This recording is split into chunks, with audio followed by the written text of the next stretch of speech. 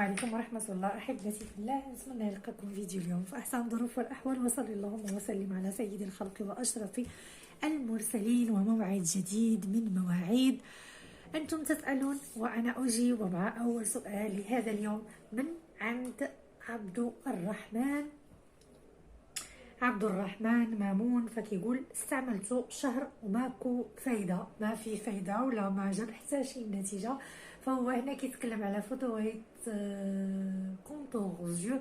فأخي عبد الرحمن، أنا دائما أكرر وأقول بأن المنتوجات التجميلية هي منتوجات مساعدة فقط، وليست حلول ناجعة 100% للمشاكل الجلدية، سواء كانت تصبغات جلدية، هالات سوداء، انتفاخ، تجاعيد، أيا كان المشكل. فالمنتوجات التجميلية هي مساعد فقط، وإحنا يلزم أن نساعد أنفسنا بالنوم الجيد، التغذية الجيدة، الراحة. كل هذه الأشياء تلعب دورا مهما في حل مشاكل أو مختلف المشاكل التي تعاني منها البشرة. ولا يمكن بأي شكل من الأشكال أن نحمل فشل التجربة للمنتوج وحده، لأنني كما أقول دائما ليس هناك منتوج معجزة. سؤال من عند المتتبعة الوفية حمزة سريمس، فكتقول: السلام عليكم أختي وفاء، الله يحفظك لينا. بغيت أختي نسولك على واحد الماسك ديال الحلبة كديرو مرات لوسي لوجهها. كترقد الحلبة في الماء الليل كامل، الغد كتصفي ليها الماء وكتطحنها مع دانون بسوس ولا حليب وكديرها لوجهها. ولكن على ما سمعت بعض الناس كيقولوا الحلبة مضرة للبشرة. داكشي علاش كنسول واش بصح ولا غير هضره. وشكرا اختي، جزاكي الله خيرا. العفو حبيبتي حمزه سريمس. فاحنا اكيد بطبيعه الحال ميمكنش لينا نجيو قدام يعني العلم والدرايه ديال سيد الخلق واشرف المرسلين الرسول عليه افضل الصلاه والسلام، اللي ما كيحضرنيش الحديث ولكن كيقول: كون عرفنا المنافع ديال الحلبة، كون يعني تقلناها او وزناها او عطينا قدرها ذهب، لان الحلبة عندها بزاف بزاف بزاف ديال المنافع للجسم، سواء يعني من الداخل او من الخارج. وماسك الحلبة صراحة يعني من الماسكات القديمة والجيدة جدا لتصفية الوجه وإزالة التصبغات الجلدية. الحاجة الوحيدة اللي أكيد كنتفقوا عليها هو أن الحلبة فيها ديك الرائحة يعني القويه اللي ما كيقدرش الانسان يتحملها. وهذه هي الحاجه انا بعدا اللي كتخليني ما كنستعملش ماسك الحلبة للوجه ديالي، لانني ما كنتقبلش ديك الرائحه ديالها. وسورتو خاصه اننا يعني واخا كنغسلوا الوجه ديالنا فكتبقى الريحه يعني في الجسد ديالنا.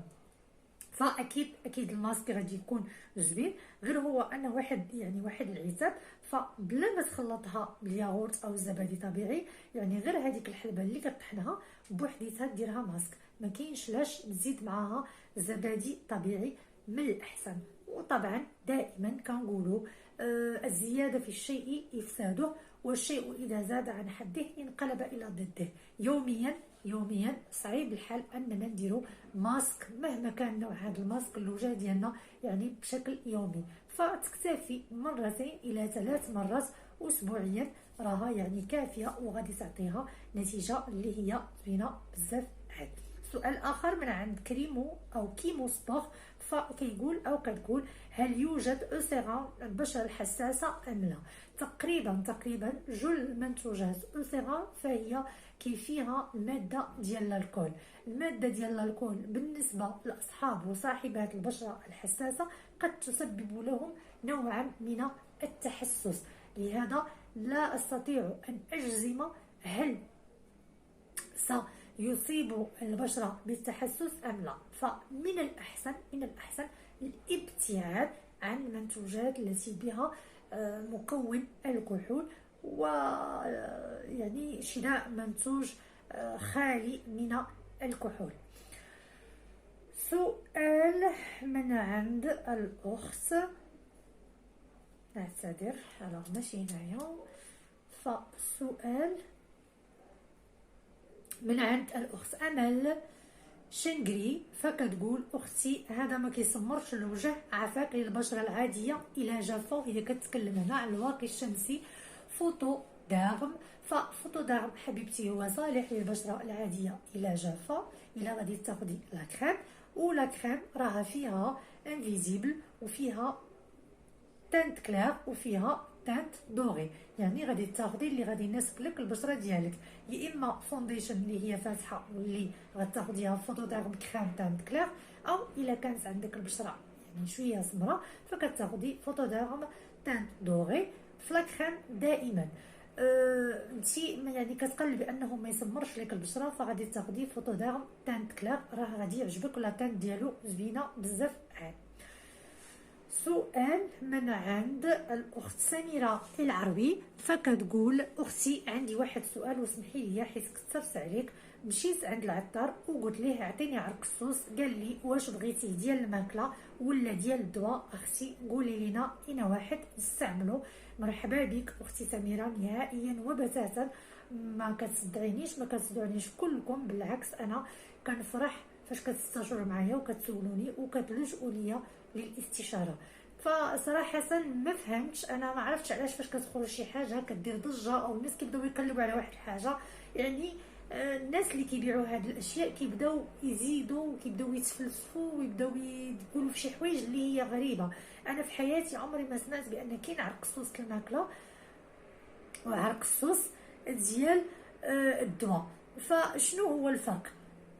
شوف اللي غادي تاخدي هو انك غادي تاخدي العرقسوس اعواد، خديه على شكل اعواد وديه قول له يطحنوا لك، او غير خديه من عنده هو قول له عطيه لي عواد مسحيه مزيان من الغبره من الغبر وعطيه يطحنوا لك. هو هذا كيف ما درت انا كما قلت لكم، فانا خديت من عنده العواد ومسحتهم وطحنهم ليا في الماكينه ودرتهم في قرعه الزاج وجبتهم، يعني فقط كيفاش الماكله وكيفاش الدواء. لا حول ولا قوه الا بالله. سؤال من عند ساي فايب، فكتقول تبارك الله عليك اختي الكريمه عافاك، واش ندير تحت منه شي كريم للحمايه واش ممكن نديرو ديما ولا لا؟ انا عندي حبيبات ومسام وشكرا بزاف اختي الكريمه الله يحفظك. امين حبيبتي الغاليه، كل الشكر والتقدير لك ومرحبا بك معنا. اذا كنت متتبعه جديده فالف مرحبا بك معنا. فبالنسبه هي كتهضر هنا على ديرما بلاند الفونديشن، فبالنسبه لديرما بلاند الفونديشن الحمايه هو فيه واحد لانديز دو بروتيكسيون ولكن قليل، هذيك لانديز دو بروتيكسيون يعني كافيه بالنسبه لفصل الشتاء. بالنسبه لفصل الخريف والصيف والربيع فمن الضروري انك ديري واقي شمسي مع الفونديشن بطبيعه الحال. الا بغيتي كنتي كديري اكتينيكا او ديلونغ فغادي ديري اكتينيكا او ديلونغ هو الاول، عاد ديري ديرما بلاند. كنتي كتاخدي شي واقي شمسي اخر فغادي خصك ديري ديرما بلاند هي الاولى وعاد ديري فوق منها الواقي الشمسي. بالنسبه للسؤال ديالك واش يمكن لك تستعمليه دائما، انا ضد اي فونديشن دار كل نهار ولو تشريوها ب1000 درهم، ولو تشريو هاد الفونديشن ب1000 درهم فماشي من الطبيعي والعادي انكم ديروا فون دو طون يوميا، لانكم غترهقوا البشره ديالكم، غادي ترهل غادي تشرف غادي تعمر بالبطور، الا فيها مسام غادي يزيدوا يوسعوا. فالفونديشن ما كنديروهش يوميا، يعني هذه مساله غير محموده. فالفونديشن كنديروها وقت ما احتاجينا اننا نديرو الفونديشن، يعني ماشي كل نهار، كنديروها للضروره القصوى فقط، يعني من وجهه نظري انا يعني فقط. اما بطبيعه الحال كل واحد كيدير داكشي اللي كيرتاح فيه واللي كيبغيه، انا كنصحكم وبطبيعه الحال القرار يبقى لكم. سؤال من عند المتتبعه الوفيه غات ايمان، فكتقول bonsoir ma belle, merci infiniment pour vos efforts, j'aime bien savoir ton avis sur l'écran solaire bien fine, je l'utilise pendant un an, j'ai bien aimé sa texture, sa pénétration, même si sa couleur. Bon, je me fahmtش. Mais récemment, dit 3 mois, j'ai eu des nouvelles taches au bout de mon nez. Je ne sais pas la cause. Pourtant, j'évite le soleil et je mets mon écran, même si à la maison. Est-ce que je dois le changer ou quoi? الوغ بالنسبه للبيافين اكرون او واقي شمسي، صراحه فيعني كنبيعو انا تحت طلب الناس. يعني عمري ما كونسييت بيافين كريم سولير او لو في البيت، فعمرني ما يعني ما نصحت به الناس. جو سي با، ما عرفتش علاش كيجيني داك الاحساس بانه ما كافيش كواقي شمسي. فمن الاحسن سورتو ان نبداو كيبانوا عندك دي تاج اللي هما جدادين في جهه ديال الانف ديالك، فخوفا من ان هاد البقع او هاد التصبغات يزيدوا ينتشروا لك اكثر، كنصحك انك ديري واحد الواقي شمسي اللي تكون عنده حمايه اقوى واحسن. بغيتي تاخدي اكتينيكا، بغيتي تاخدي من لا روش بوزي، ما عرفتش واش عندك بشره جافه او دهنيه اختي ايمان، فغادي تاخدي اللي غادي يناسبك على حسب نوع البشره ديالك. خدي من لوريال كو سوا لا روش بوزي او فيشي، خدي اكتينيكا، خدي دايلونغ، هادو كلهم واقيات شمسيه زوينه واللي كيعطيو الفعاليه والمفعول في الحمايه من اشعه الشمس. سؤال سؤال من عند الاخت ادم، فهي كتدوي على اسدين وكتقول اختي سمحي لي، انا هاد الكريم زول ليا النمش والكلف عن تجربه وما كندير والو من غيره لمده شهر، صفى ليا وجهي بطريقه عجيبه ما تحكميش، حيت كل واحد والبشره ديالو اش كيصلح ليها، وسمحي لي على هاد التدخل. لا حبيبتي ادم، هذه قناتكم بطبيعه الحال كتدخلوا، حنا كنستافدوا من بعضنا البعض، غير هو ماشي كل واحد على حساب البشره ديالو، لا استسمح، فكل واحد وعلى حساب نوعيه ليطاش اللي عنده. ميمكنش ليا انا ننصح باسدين اكرون الناس كيعانيو من الكلف سنين وشريو واحد لو تيوب اللي هو صغير ب 200 درهم وتستعملوه وما يحيدش ليها، وتعاود تشريه وتستعملو وما يحيدش ليها، لان بكل بساطه ما كاينش شي واقي شمسي اللي كيحيد البقع. الا كنتي متبعه معايا يعني من الاول حبيبتي ادم، فغادي تعرفي بانني كنقول دائما ليس هناك واقي شمسي مزيل للبقع. شنو غادي يكون كان عندك اختي؟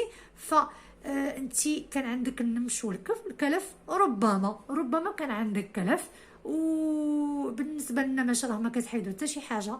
انا درت لي زونتيتاج، هذه الخدمه ديالي. عندي شي حاجه ديال النمش اللي تتخلي النمش انه ما يزيدش يطور وما يزيدش يكثر وما يزيدش يتفونص في الوجه ديالنا، هو الواقي الشمسي. الواقي الشمسي كيكاموفليه وما كيخليش يتزاد في ديك لانتونسيتي والحده ديال اللون ديالو. اما باش تقول لي كاينه شي حاجه كتحيد النمش، فهذه مساله يعني لا تناقش. الكلف لا اظن انه كان عندك كلف عميق، فغادي تكون كانت عندك شي تصبغات جلديه ناتجه عن التعرض المفرط لاشعه الشمس، ومنين بديتي كديري الواقي الشمسي ديالك فهادوك لي طاش تكاموفلاو ما بقاوش كيزادوا في الكحوليه، وزالوا لك مع الوقت مع الاستعمال ديال هذا الواقي الشمسي مده شهر. اراها بالغريبه، وخاصه مع اسدين.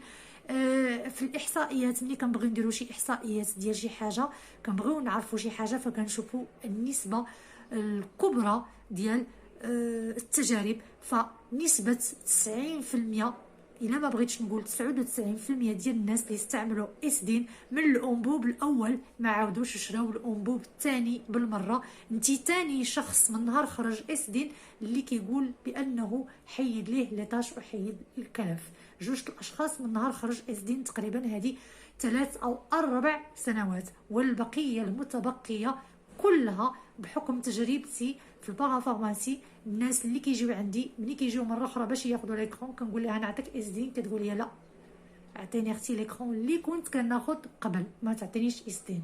حنا ما كرهناش يكون واقي شمسي حيد ليطاش، ما كرهناش يكون واقي شمسي كيصفي البشره، ناخذوه كاملين، ما تاخذيش غير بوحديتك اختي ادم. وتحيه لك ومرحبا والف مرحبا بك معنا وسط منا. سؤال من عند الاخ نذير بن ستي، فكيقول اختي وانا وصبغات قديمه جيد يساعدني. فهو هنا كيتكلم على تخيو ها هو كريم تخيو دي بيغمونطون، ولكن رغم ذلك بالنسبه للتصبغات القديمه فلا انصحك به اخي. الآن يعني أنصحك باستعمال الواقي الشمسي بكثافة، لأن احنا دابا على مشارف يعني شهر أبريل نيسان إن شاء الله. فالحرارة بدات كترتفع، احنا دخلنا دابا شهر مارس، فاحنا دابا في شهر مارس الحرارة غادي تبدا ترتفع، وأي استعمال لأي كريم أو منتوج مزيل للبقع يعني سيعطي نتائج عكسية ولن يفيدك بشيء أخي. فأنصحك باستعمال الواقي الشمسي، وإذا أردت الاستشارة وأخذ كريم أو منتوج مزيل للبقع فأنصحك بالتواصل مع القناة ومعي إن شاء الله ابتداء من شهر دجنبر المقبل إن بقينا على قيد الحياة. سؤال من عند الأخت أميرة فكتقول أعفاك واش ياليونيك فيلر كونسنتريت يستعمل غير مرة واحدة في الأسبوع؟ نعم أختي، يستعمل مرة واحدة في الأسبوع، وأنا كنت قد قدمت يعني فيديو لهذا الأمر، وصلنا 16 دقيقة، فاكتفيوا بهذا القدر اليوم ونكملوا غدا إن شاء الله دائما في نفس الموعد وعلى نفس القناة. أنتم تسألون وأنا أجيب. كانت معكم هذه وفاء، إلى اللقاء.